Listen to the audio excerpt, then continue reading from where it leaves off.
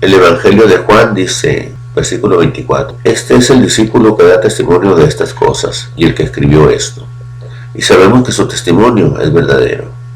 25. Y hay también muchas otras cosas que Jesús hizo, que si se escribieran en detalle, pienso que ni aún en el mundo mismo podrían contener los libros que se escribirían.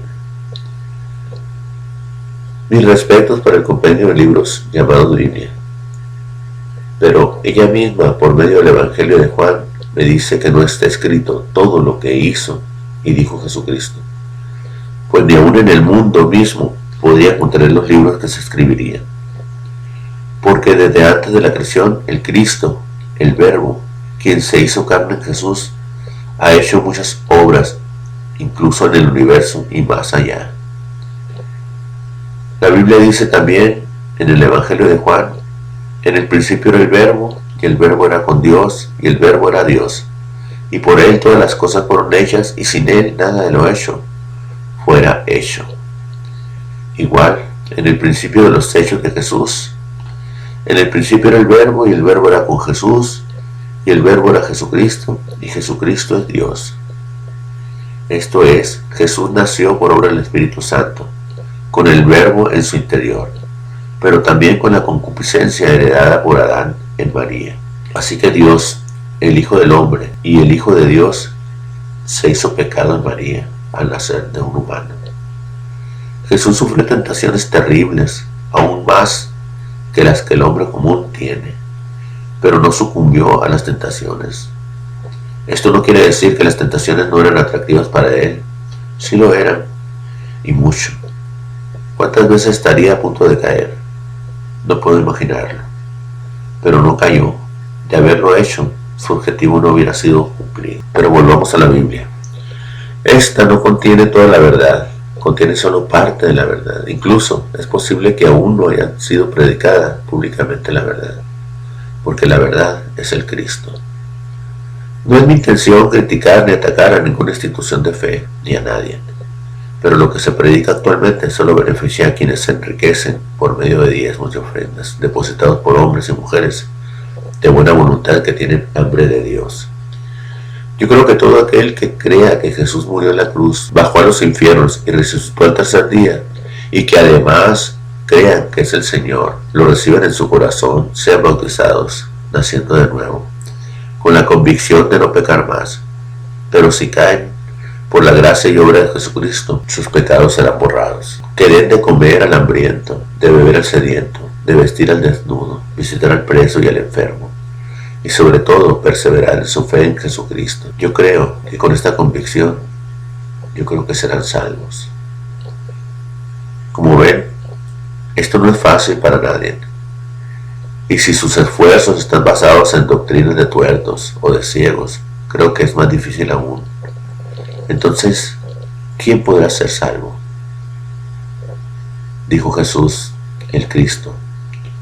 Lo que los hombres creen que es imposible, para Dios es posible, pues su misericordia es para siempre. La profecía es, fue y será.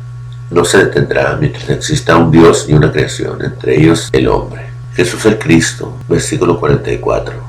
Y les dijo, esto es lo que yo os decía cuando todavía estaba con vosotros, que era necesario que se cumpliera todo lo que sobre mí está escrito en la ley de Moisés, en los profetas y en los salmos. 45. Entonces les abrió la mente para que comprendieran las escrituras, que era necesario, o sea, que ya fue, que ya se cumplió lo que el Antiguo Testamento habló de Jesucristo. Aunque hay profecías sobre el fin del mundo en el Viejo Testamento, hay disciplinas que hablan de castidad, y también hay salmos que son necesarios para aclamar y alabar a Dios. Hay proverbios, el cantar de los cantares, y también todo lo que es escrito, y también todo lo que el Cristo hizo.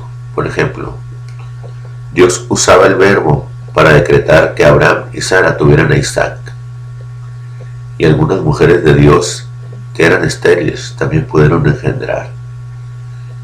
Igual actuó el verbo cuando cayeron los muros de Jericó por los gritos de los israelitas. Salvó a Daniel de los leones, ayudó a David contra Goliat, abrió el mar para que pasara Moisés y todos los hebreos, Y si escudriñamos más las Escrituras, nos daremos cuenta que los hechos del Cristo, si se escribieran, no cabrían en el mundo tantos volúmenes de libros. Conclusión. Existen libros sagrados que no son considerados en el ejercicio de la fe y otros que no son comprendidos. Dios sigue inspirando al hombre para comunicarles su mensaje. Una profecía dice, por el profeta Joel: y en los postreros días, dice Dios, derramaré de mi espíritu sobre toda carne, y vuestros hijos y vuestras hijas profetizarán. Vuestros jóvenes verán visiones, y vuestros ancianos soñarán sueños. Y de cierto, sobre mis siervos y sobre mis siervas en aquellos días derramaré de mi espíritu, y profetizarán. Y daré prodigios arriba en el cielo, y señales abajo en la tierra, sangre y fuego y vapor de humo. El sol se convertirá en tinieblas, y la luna en sangre, antes que venga el día del Señor, grande y manifiesto. Esto lo dijo el profeta Joel. Pero el día de Pentecostés, Pedro usó esta profecía para enseñar a la multitud que había sido cumplido. Es maravilloso cómo se entrelaza el final del Antiguo Testamento con el principio del Nuevo Testamento. Nótese que Dios dijo: derramaré mi espíritu sobre toda carne, sobre toda, no sobre un grupo específico. Y después le dice lo mismo a sus siervos específicamente. Los hijos e hijas profetizarán, los jóvenes verán visiones y los ancianos soñarán sueños. Esto significa profecía, palabra nueva de Dios, visiones, señales, sueños con abundante palabra nueva, que no figura en la Biblia ni en ninguna escritura. Cualquier carne puede ser llena del Espíritu Santo para hablar palabra de Dios, y esto sí lo dice la Biblia. Pero también cualquier lobo se puede disfrazar de cordero para engañar a los pastores e ir menguando el rebaño poco a poco. Pues recuerden que Satanás también es una persona, pero tiene el poder que el hombre mismo le da. ¿Ustedes creen que una serpiente engañó a Eva? La serpiente fue poseída por un demonio, pues los animales no son ni buenos ni malos, actúan de acuerdo a sus instintos. Pero en este caso, la serpiente estaba dormida, como hipnotizada, transmitiendo este mismo hechizo a Eva, que a su vez contaminó a Adán. Los que han ido a show de gente que hipnotiza a la multitud como una comicidad se darán cuenta de que las reacciones de la gente que está hipnotizada son reacciones de egos, son reacciones pues que no hablan de bondad, que no hablan de decencia, de honestidad, sino todo lo contrario. Son reacciones toscas, groseras, cómicas a lo mejor. La gente hipnotizada actúa de acuerdo a lo que sus egos les dictan. Es decir, una persona hipnotizada es alguien que actúa poseído por sus propios egos. Cualquier mortal puede ser seducido por algún demonio. Puede ser que son los egos también, que son como moscas invisibles que contaminan el alma y revoltean por dentro y por fuera. Se agrupan en el intelecto, haciéndose pasar por la persona, para hacerle creer que lo que está pensando son ideas propias. ¿Cuántos escritores abundan en los telones, sintiéndose dioses, creadores, por un poema o por una canción que en realidad captó del ambiente astral, sin saber que la misma obra también puede haber sido captada por otro escritor al otro lado del mundo? Es por eso que la doctrina se adultera, pues escritores que antes escribieron algún libro llenos de unción del Espíritu Santo, esos mismos escritores, si caen en vanidad, soberbia y fanatismo, pueden tergiversar el mensaje y caer, haciendo caer a sus lectores que confían en ellos. Me gusta mucho mostrar este ejemplo bíblico, la confesión de Pedro. Respondiendo Simón Pedro, dijo: tú eres el Cristo, el Hijo del Dios viviente. Jesús respondiendo le dijo: bienaventurado eres, Simón, hijo de Jonás, porque esto no te lo reveló carne ni sangre, sino mi Padre que está en los cielos. Yo también te digo que tú eres Pedro, y sobre esta roca edificaré mi iglesia, y las puertas del Hades no prevalecerán contra ella. Desde entonces comenzó Jesús a declarar a sus discípulos que le era necesario ir a Jerusalén y padecer mucho de los ancianos, de los principales sacerdotes y de los escribas, y ser muerto, y resucitar al tercer día. Entonces Pedro, tomándolo aparte, comenzó a reconvenirle diciendo: Señor, ten compasión de ti, en ninguna manera esto te acontezca. Pero Jesús, volviéndose, dijo a Pedro: Quítate delante de mí, Satanás, me eres tropiezo, porque no pones la mira en las cosas de Dios, sino en la de los hombres. Ojo en este detalle. En el mismo capítulo, Pedro es bendecido por Jesucristo, por captar palabra de Dios Padre. Despuésito, es maldecido por Jesús, por captar palabra del diablo.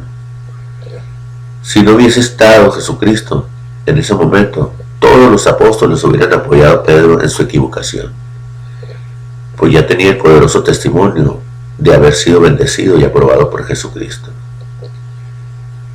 He visto líderes políticos y cristianos contemporáneos que inician con muy buena voluntad de amar y ayudar a la gente. El pueblo se les entrega, para después, como se dice, sacar las uñas, influenciados por la codicia, la gula, la vanidad, la soberbia, creyéndose ellos mismos dioses y abusar grandemente del pueblo. Pero mucha gente sigue creyendo en ellos, siendo arrastrados al abismo, y esto se llama fanatismo. Pedro no aprendió aún la lección. Todavía le afirmó al Señor que moriría junto a él. Pero Jesucristo le respondió que antes de que cante el gallo, lo negaría 3 veces, y así fue. Judas Iscariote también falló, y cuando resucitó no podían creerlo, principalmente Tomás. Respondió Tomás y le dijo: Señor mío y Dios mío. Jesús le dijo: porque me has visto, has creído. Dichosos los que no vieron y sin embargo creyeron. Hablaba de la gente que al conocer la noticia de su resurrección creyeron sin haberlo visto. Pero creo que también la bendición llega hasta nuestros tiempos, en que creemos en Jesucristo sin haberlo visto ni vivido su pasión. Pero el Señor Dios Padre dijo: derramaré mi espíritu sobre toda carne, y esto abarca todos los lugares más recónditos del planeta, en donde muchos piensan que no serán salvos por no habérseles predicado de Jesucristo. Pero el Cristo dijo: vendrá un Consolador que les recordará toda mi obra y les enseñará cosas ocultas que aún no conocen. Creo que el Espíritu Santo puede ir a donde la civilización no puede llegar y enseñar la verdad, que es el Cristo. Pero, ¿cuál era la gran diferencia entre Jesucristo y los apóstoles? ¿Por qué ellos fallaban y Jesús no? Era porque aún no se había cumplido el objetivo de Jesús y el Cristo. El hombre no podía liberarse del yugo del pecado, pues su concupiscencia era terriblemente seductora. Jesús tenía que ser sometido ante las más fuertes tentaciones que provocan los deseos del hombre, pero también a los más atroces dolores físicos y morales, para que abriera su boca y maldijera. Sin embargo dijo: Padre, perdónanos, porque no saben lo que hacen.